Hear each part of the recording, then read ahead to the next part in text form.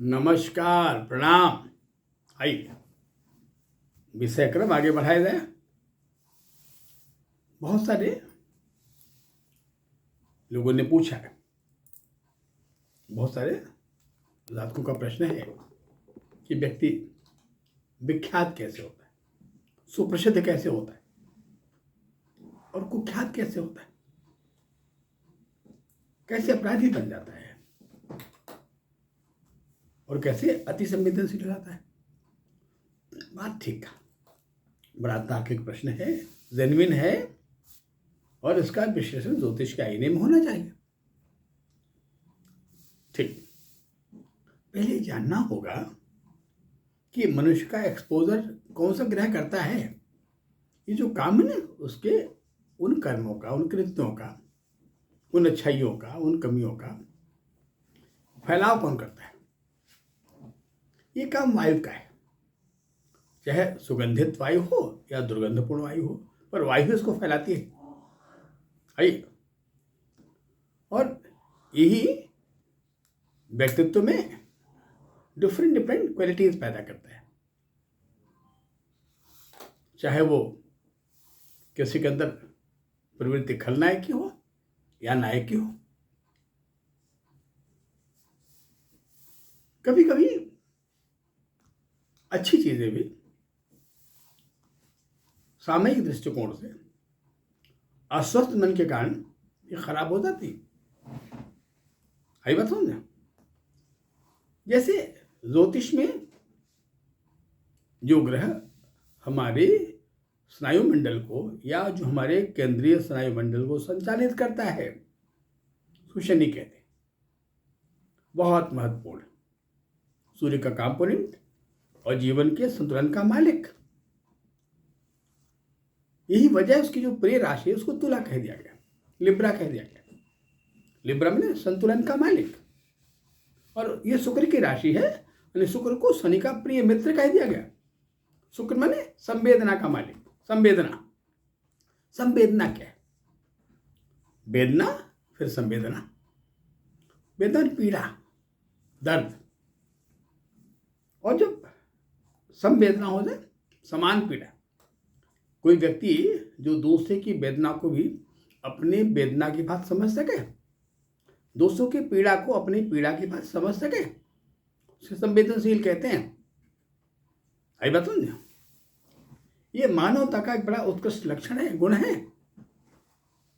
खैर, वैसे जीवन में किसी को महान बनाने के पीछे, एक ऊंचाई देने के पीछे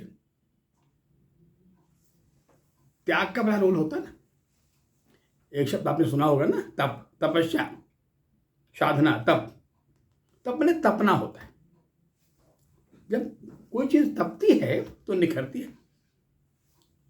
सोना जितना ही आग में तपता है उतनी ही सोना बढ़ता गया, उसकी चमक बढ़ती गई। सोना धातु में सबसे मूल्यवान होता गया। पर बड़ा तपने के बाद जीवन भी जब तपता है तो बड़ा सुविख्यात हो जाता है, सुप्रसिद्ध हो जाता है, ईश्वरीय सत्ता के समानांतर हो जाता है, दिव्य पुरुष हो जाता है, मर्यादा पुरुषोत्तम हो जाता है, योगेश्वर कृष्ण हो जाता है, गौतम बुद्ध हो जाता है।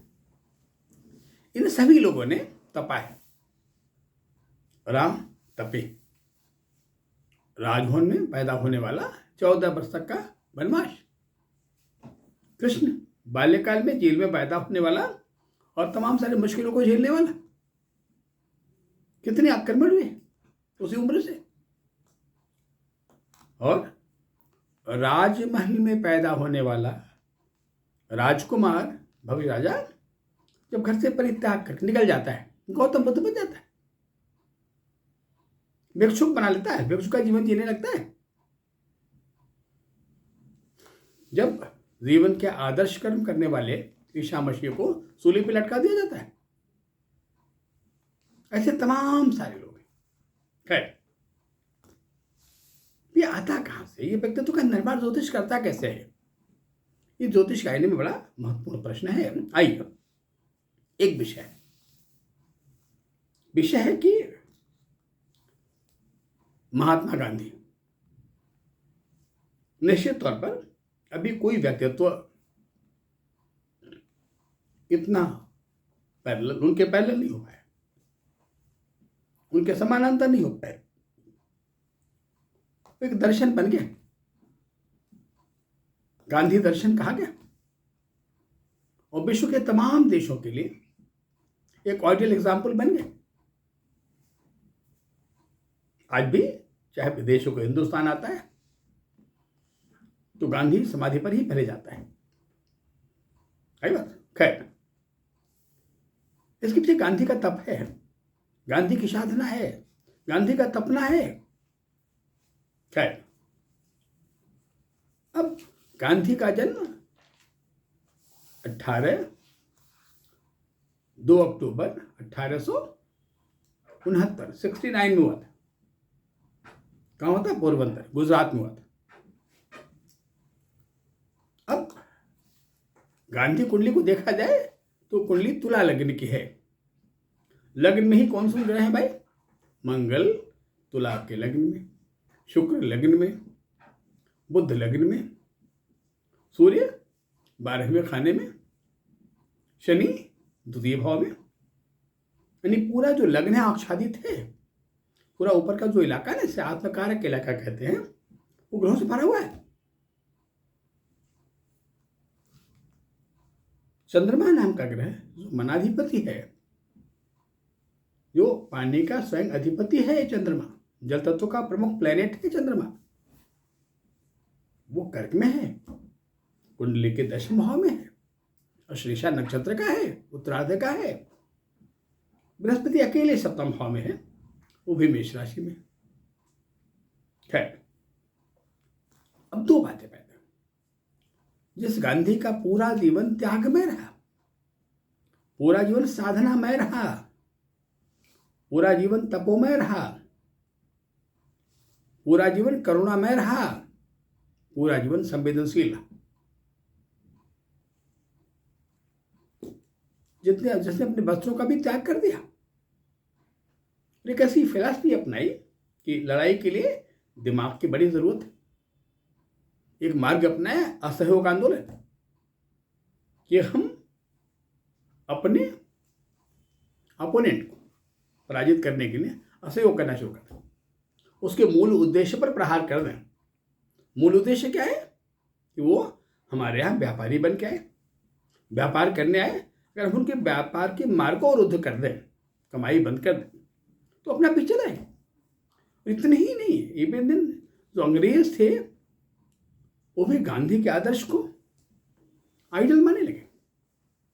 गांधी की संवेदनशीलता, सहनशीलता, उदारता जीतने लगा उनको, और अपने सिद्धांत का जीते। आइए, अब एक गांधी और एक समय आया जब उस अवस्था में, जब 78 वर्ष के हो चुके थे, उम्र का 79 चल रहा था, शाम के समय प्रार्थना स्थल पर गांधी की हत्या हो गई। हत्यारा कोई बाहरी नहीं, हिंदुस्तानी, भारतीय मूल, हिंदू ब्राह्मण नाथूराम गोडसे ने हत्या कर दी। कैसे हत्या किया? पहले प्रणाम किया, नतमस्तक हुआ। लोग कहते रहे कि बड़ी आशंकाएं हो रही हैं कि कहीं आपके पास साथ कोई साजिश ना हो जाए। नहीं, इसका मुझे कोई भय नहीं। कहानी जांच होनी चाहिए, कहा बिल्कुल जांच नहीं होनी चाहिए। तो महामानव मृत्यु से डरते नहीं थे, राम राम कहते हुए प्राणों का बलिदान भी दे दिया उन्होंने। खैर, अब प्रश्न है कि नाथूराम गोडसे के व्यक्तित्व में ऐसी बात क्यों आई, ये भाव क्यों आया? जिस हिंदुस्तान की जनता गांधी के पीछे भाग रही थी, लोग अपना घर परिवार छोड़ देते थे। एक बार की कथा मुझे याद है, किताबों में मैंने पढ़ा था। ये वो चंपारण गए थे और लौट रहे थे, तो उनके मार्ग में एक भिखारी जो आंख का अंधा था, देख सकता नहीं था, रास्ते में उनकी प्रतीक्षा कर रहा था खड़ा होकर। लोगों ने पूछा, भाई आप बड़े धूप में खड़े प्रतीक्षा क्यों कर रहे हो? कहा मुझे एक बार गांधी को देखना है। तो आप देखो कैसे? कहा स्पर्श करना, छूना उनके। कुछ 2-4 पैसे के सिक्के उसके हाथ में थे, वो लिए हुए खड़ा था। आया, उनके चरणों पर रखा, कहा ये मेरी तरफ से देश सेवा के लिए। खैर गांधी बड़े विनम्र हो गए। तो गांधी करुणामय हो गए। क्या देखो, नेत्र के बिना भी जो दिव्य दृष्टि है ना, जो मस्तिष्क की नेत्र है ना, वो कार्य करता रहता है। अब नाथूराम गोडसे का जन्म 19 मई 1910 में 1910 8:30 AM सुबह 8:30 बजे जन्म जो इंटरनेट से मिला है, बारामती महाराष्ट्र। खैर एक समर बॉर्न है, 19 मई है, ब्रेक का सुर आ चुका है, गर्मी का क्लाइमेक्स शुरू हो चुका है। एक शरद बॉर्न है, ऋतु में शरद, इसको शौम ऋतु कहते हैं। इसका मालिक मरकरी है, अक्टूबर का महीना, 10 नंबर का महीना, वो बड़ा सौम्य है। और ये गर्मी है, गर्मी बड़ा उग्र है। इसका मालिक मंगल होता है, इसको ग्रहों में क्रूर या उग्र कहा गया है। मंगल को आग्नेय कहा गया है। खैर वो मंगल लग्न में ही बैठ गया, मिथुन लगन कुंडली है, मंगल लग्न में ही बैठ गया। और मरकरी नाम का जो प्लेनेट है वो अपने घर से 12 में चला गया सूर्य के साथ। कुंडली का 12वां भाव इसे ईशान कोण कहते हैं, जहां शुक्र ही एकमात्र कारक होता है, जहां जीवन के संवेदना का रस बनता है, ईशान कोण कहा जाता है। जिसे वाटिस प्रधान इलाके की शुरुआत कहते हैं, वहां तो सूर्य बुध बैठ के कहीं न कहीं वो भाव थोड़ा कलुषित हो गया, थोड़ा गड़बड़ हो गया। शनि 1 नंबर में जहां कमजोर होता है, इसे कहा जाता है नीच का शनि हो गया, बिल्कुल सूर्य से पहले वाली राशि में बैठ गया। यानी कहीं कहीं जो स्नायुमंडल था, जो नर्वस सिस्टम था, वो कहीं बीमार था, स्वस्थ नहीं था। चंद्रमा बृहस्पति कुंडली के चौथे खाने में जहां कन्या राशि है वहां विद्यमान है, शुक्र देख रहा है मैंने। यानी नाथुराम गोडसे भी अति संवेदनशील थे, वो भी बोले संवेदना प्रधान थे। पर फर्क क्या था दोनों में? गांधी की संवेदना एक विराट संवेदना थी,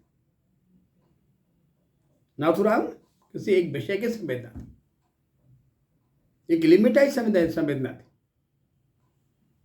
और जब ये दोनों ग्रह एक साथ इकट्ठा है, चंद्रमा बृहस्पति बैठ जाए और कहीं ये स्नायुमंडल मालिक ग्रह कमजोर हो जाए, तो हमारा मन बीमार होता है। हम बड़े प्रतिभावान होते हैं पर बीमार मन वाले होते हैं।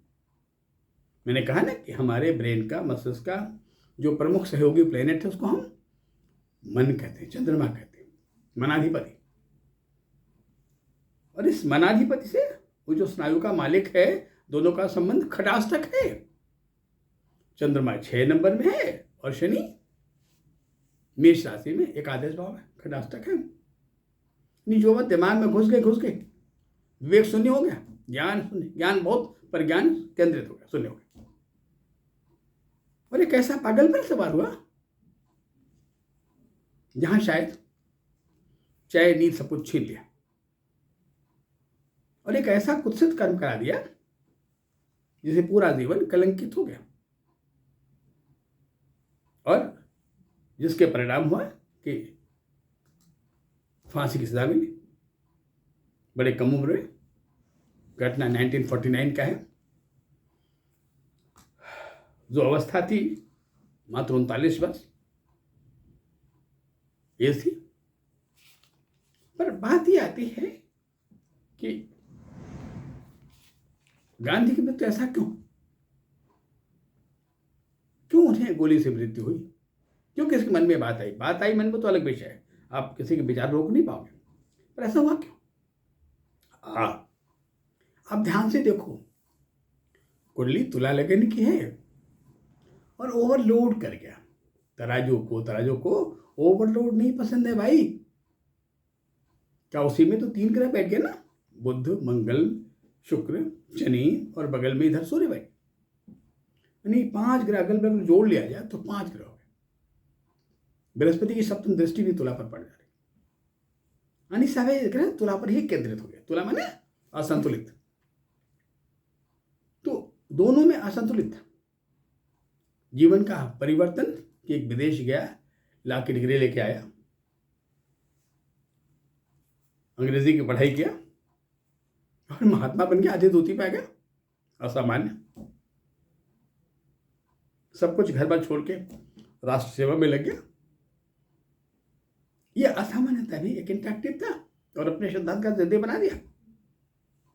खैर, ये जो तुला का असंतुलन हुआ तो ऐसे लोगों की मृत्यु ही बड़ा असामान्य सी होती, सामान्य मृत्यु नहीं होती। पर शिशिर में ही क्यों, जनवरी के एंड में ही क्यों, 30 जनवरी 1948 को ही क्यों, बहुत सारी बातें पैदा होती। पहला, इस नाते ये बात कही जाएगी कि जो सैटर्न नाम का प्लेनेट है वो वृश्चिक में 8 नंबर के अंक में है, मंगल तुला में। सहस्त्र का मालिक स्वयं क्यों नहीं होता है? तुला लगन का जो प्रथम मार्ग है उसको बृहस्पति कहते हैं, जो सप्तम भाव में होकर जिसकी नवम दृष्टि धनु राशि पर पड़ती है और 1 नंबर में, वो 1 नंबर में है। और 1 नंबर का जो भाव है ज्योतिष उसको लग्न कहते हैं, वो ऊपर है जहां 7 नंबर और 1 नंबर है। ये 1 नंबर है जो ऊपर कहीं लग, भले वहां 7 का अंक है। और व्यवहार देखा जाए जनवरी का महीना 1 नंबर का महीना होता है। मकर संक्रांति, उत्तरायण की पहली संक्रांति, 1 नंबर की संक्रांति है ये। उत्तरायण का पहला महीना मकर संक्रांति है भाई। और मध्य बिंदु था, मकर का मध्य था, 30 जनवरी था। आई बात सुन।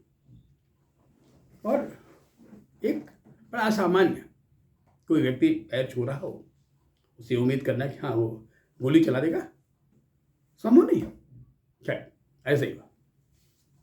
और ठीक ऐसा करके नाथुराम ने अपने मौत को भी आमंत्रित कर दिया। शायद कुछ अच्छाइयाँ जो भी रही होंगी, जब वो सब मटिया मलेट हो गया, शायद वो स्वयं भी जीवित रहते तो उन्हें बड़ा आत्म पश्चाताप होता कि हमने बड़ा अपराध किया अनजाने में। विचारों की लड़ाई तो विचारों से होती है। फिर किसी के विचार मुझे स्वीकार्य नहीं है तो हम उस विचारों का विरोध कर सकते हैं, हम उसके खिलाफ आंदोलन कर सकते हैं, हम उस पर आर्गूमेंट कर सकते हैं, डिस्कस कर सकते हैं, या अगर हमारी बौद्धिक क्षमता अच्छी है तो हम कन्विंस भी कर सकते हैं। लेकिन प्रतिशोध अच्छा नहीं है, जलन के भाव अच्छे नहीं होते। कोई विद्यार्थी बड़ा प्रतिशोधी हो जाए कि साहब वो अगला स्कूल में टॉप कर रहा है, उसकी कॉपी ही हम चोरी कर लें तो फेल हो जाएगा, मैं आगे निकल जाऊंगा, ये प्रतिशोध है और वो अच्छा नहीं कहा है। मिथुन का मंगल ऐसे होता है। और जब कुंडली का ईशान कोण इन ग्रहों से भर जाता है, ईशान माने हमारे आंतरिक मन के सिस्टम की पवित्रता का प्रतीक नाम है उसका ईशान कोण है। वो सिस्टम को पवित्र बनाने में बड़ा हेल्प करता है, बड़ा मदद कर देता है। पर वो तो बड़ा दूषित हो गया, जितने गर्म भी रहते उस ठंडे इलाके में बैठ गए, माने को शुष्कता पैदा हो, कहीं शरीर का वो जल वो रक्त दूषित सा हो गया है। और देखा जाए तो मिथुन लगन में सूर्य नाम का जो ग्रह होता है वो मार्केट की भूमिका में होता है, लेकिन सूर्य स्वयं मारक होता नहीं है, ज्योतिष में ऐसा लिखा गया। फिर बात बृहस्पति की होती है, जो 9 नंबर का मालिक है, सप्तमेश कुंडली का, जो चंद्रमा के साथ बैठा है 6 नंबर। और शनि का उसे ठीक 8वें खाने पर, जो जीवन के इस उम्र में, क्योंकि जो हमारे 20 से 40 की उम्र होती है उसे रूल्ड बाय मार्स, उसे मंगल द्वारा रूल्ड कहते हैं, मंगल द्वारा संचालित कहते हैं। और वो मंगल कुंडली का एक मारक प्लेनेट होकर के लगन में बैठ गया तो असामान्य मृत्यु होती है, पीड़ादायी होती है। और मिथुन में मंगल है ना, मिथुन कहाँ है? हमारा गला। खैर, निश्चित तौर पे वो तारीख, वो दिन 30 जनवरी 1950 भारत के इतिहास में एक सबसे खराब दिन कहा जाए, जहाँ पूरे भारतीय या पूरी भारतीयता ही असत रह गई, लड़े हो गए। खैर, एक विषय था, अब इस पर और चर्चाएं करेंगे हम। बहुत सारी कुंडलियाँ मेरे पास हैं कि कैसे कैसे, तो इसमें एक चीज़ हम ध्यान रख लें कि शनि का बहुत रोल है हमारे एक्सपोजर के मामले में, क्योंकि हमारे विचारों का संवाहक सर्कुलेटरी प्लेनेट सैटर्न है, वायु है। और जब ये शनि कमज़ोर होता है जिन कुंडलियों में, जन्म गर्मी का हो, जन्म बरसात का हो, है बात, या उन ऋतुओं में जब गर्म होता है, शनि कहीं कमज़ोर हो गया उस कुंडली का वायु दिव्य, तो जो गर्म सत्ता वो डोमिनेट कर जाती है और वो हमारे अंदर एक इस किस्म का विक्षिप्त भाव पैदा करता है, एक विक्षिप्तता पैदा करता है, जिससे हम ऐसा कुछ कर सकते हैं जो अपराध की श्रेणी में आता है। क्यों? शनि नियंत्रक है, संतुलक है, बैलेंसर है, हमारे सिस्टम का रिहेबिलिटेशन प्लेनेट है। आई बात। चलिए, इस पर चर्चा और भी करेंगे अगले एपिसोड में। तब तक के लिए नमस्कार, प्रणाम।